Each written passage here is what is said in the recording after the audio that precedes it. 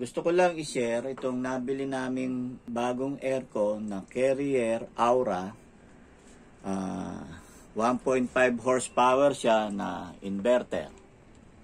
Ngayon, para natin malaman kung gaano siya katipid, ay itetest natin ngayon using the Lasco app. Na may power monitoring. Ito po siya. Yan yung Lasco app.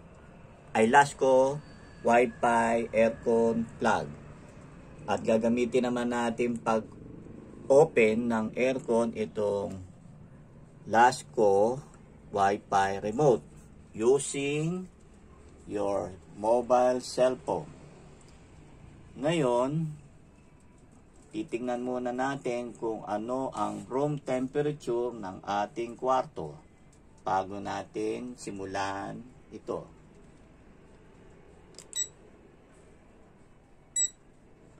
Meron siyang 32.8 degrees Celsius. Ganyan po kainit dito sa loob ng kwarto. Ngayon, titignan po muna natin sa labas naman. Saglit lang po. Pause.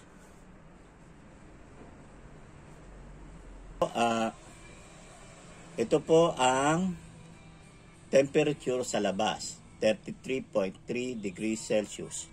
Ngayon, simulan po natin paandarin na ang aircon using the Lasco app. Nandito na po tayo sa loob ng kwarto. Tinitingnan lang natin kung anong oras na po.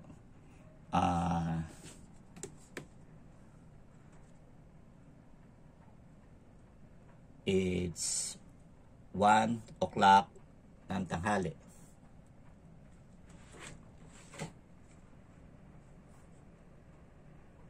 Ngayon, i-on na natin ang switch using the Lasco app. I-on muna natin. Pakikita natin siya. Mag-on po yung kanyang Wi-Fi switch. Dahil po sa ang Carrier Aura po na inverter ay hindi siya automatic power on, gagamitan natin siya ng remote or yung kanyang Wi-Fi remote using the app. Ayan po.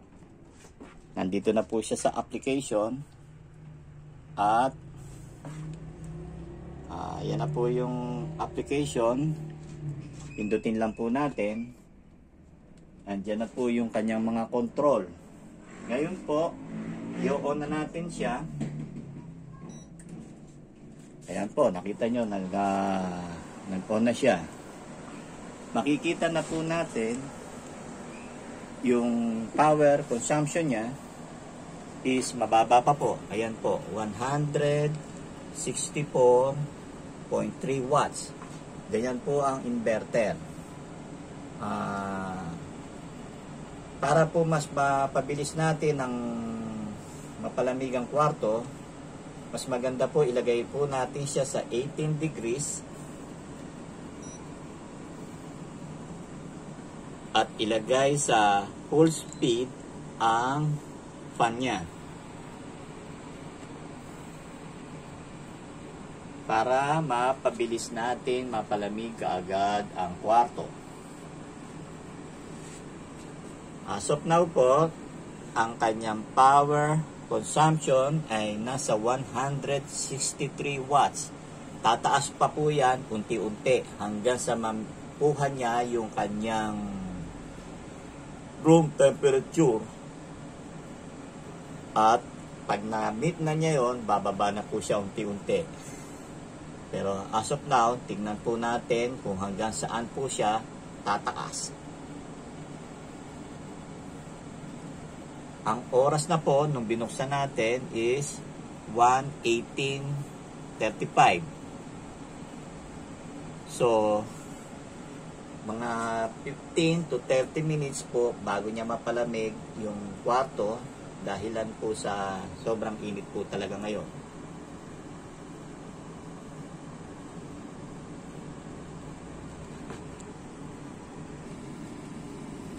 Ayan na po siya. Unti-unti na po gumagana yung inverter niya.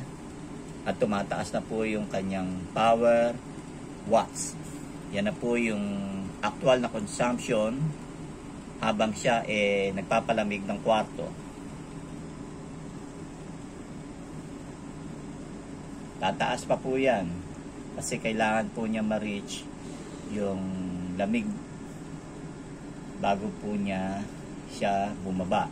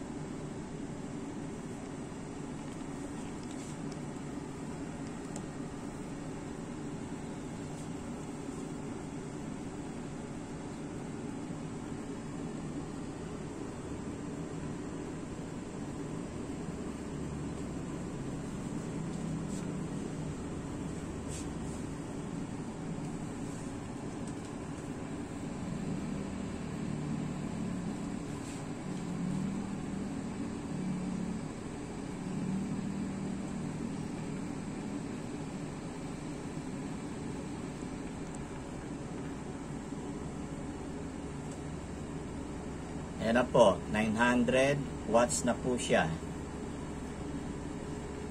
At least mga 15 to 30 minutes po yan bago niyang totally mapalamig at gumana na po yung inverter.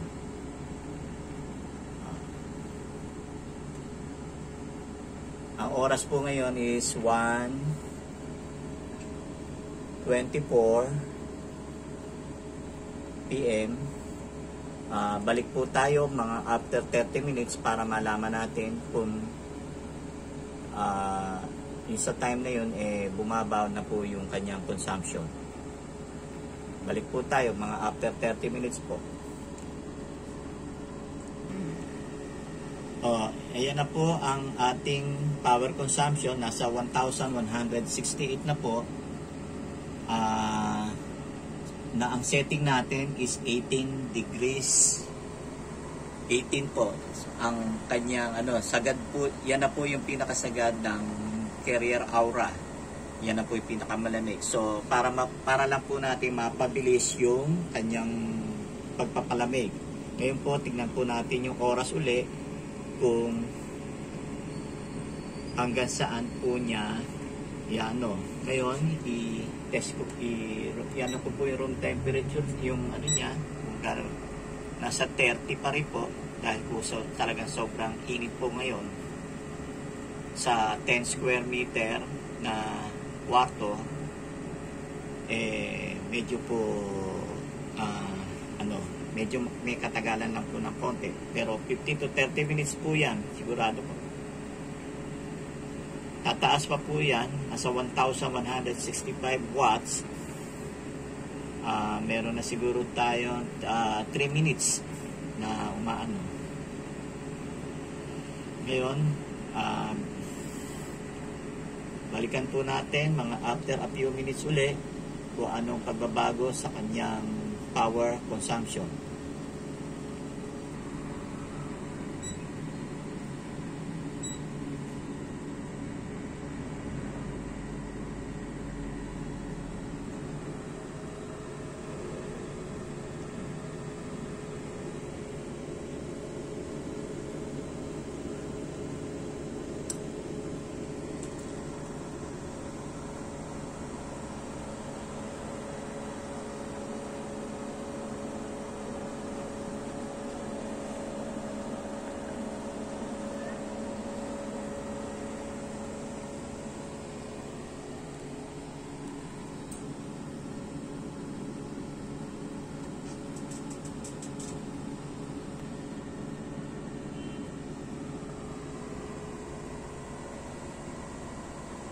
Ito na po ang setting ng ating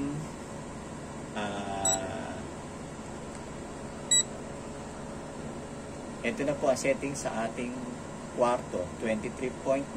So, pwede na po natin ibaba yung setting ng aircon natin from 23 from 18. Ngayon, using the LASCO app, pwede natin siya makontrol na pwede natin siyang gawing 22 degrees.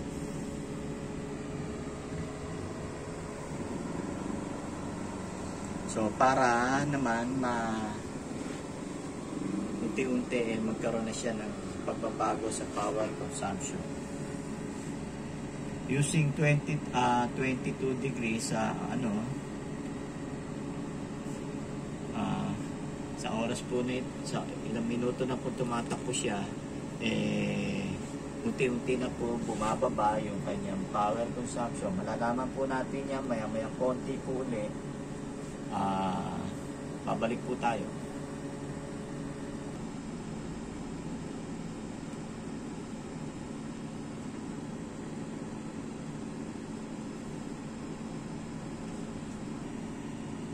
O ayan na po, bumaba na po tayo sa 876 watts.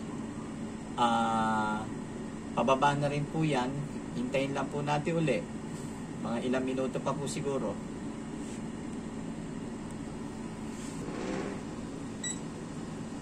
So, ito na po ang ating room temperature.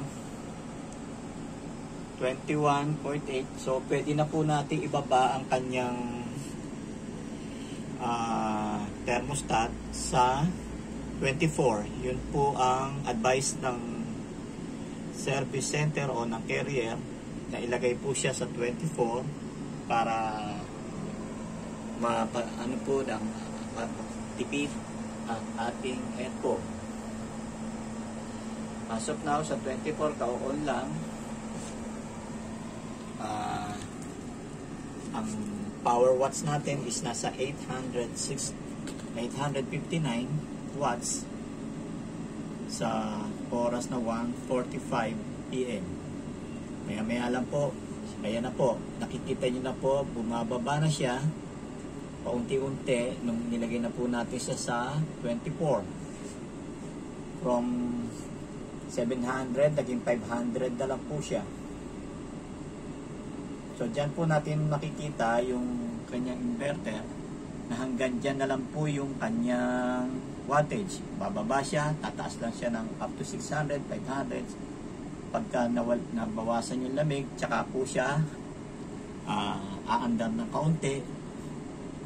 Pero hindi po siya namamatay.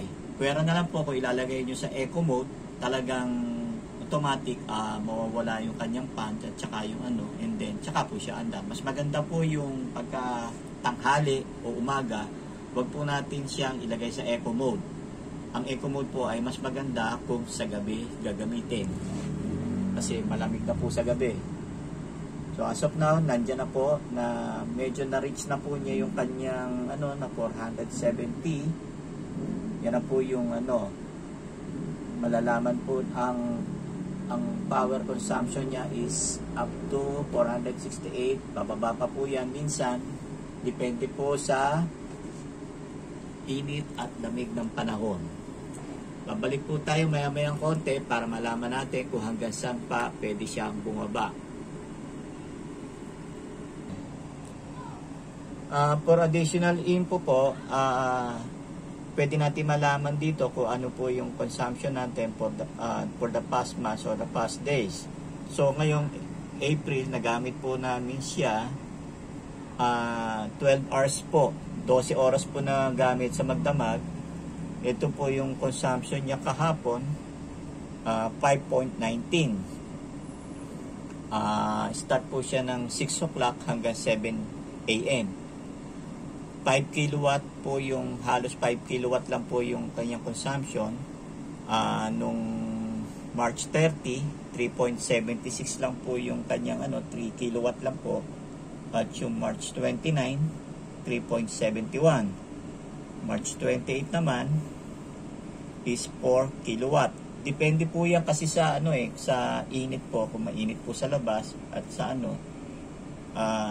medyo pagka mainit, nagtatrabaho ng gusto yung aircon natin. Pero pagka hindi naman, medyo relax lang siya, mas malalo matipid po. So 12 hours o 12 oras po nagamit niya sa magdamag, So kung gagamitin natin ng 24 hours po yan, kulang-kulang po na 10 kilowatt po yan sa 24 hours. So multiply na lang po natin sa singil na Meralco, yun po yung magiging ating monthly consumption. Average po, at least average po ng 10 kilowatt per day po. During summer na po yan sa 1.5 horsepower na Carrier Aura. Yan lang po ang additional info. Sa ngayon po, ang ating reading po ngayon is 463 watts. Gumagana po ang inverter. Bumababa pa po yan kapag po siya medyo napapalamig na niya yung kwarto. And then pagka medyo nawala po yung konti, tataas siya ng up to 500, 600 watts. Hanggang doon na lang po yun. Hindi na po siya mag-ano. Kaya hanggang dito na lang po tayo mga kapatid. Sa susunod na lang po ulit. Salamat po.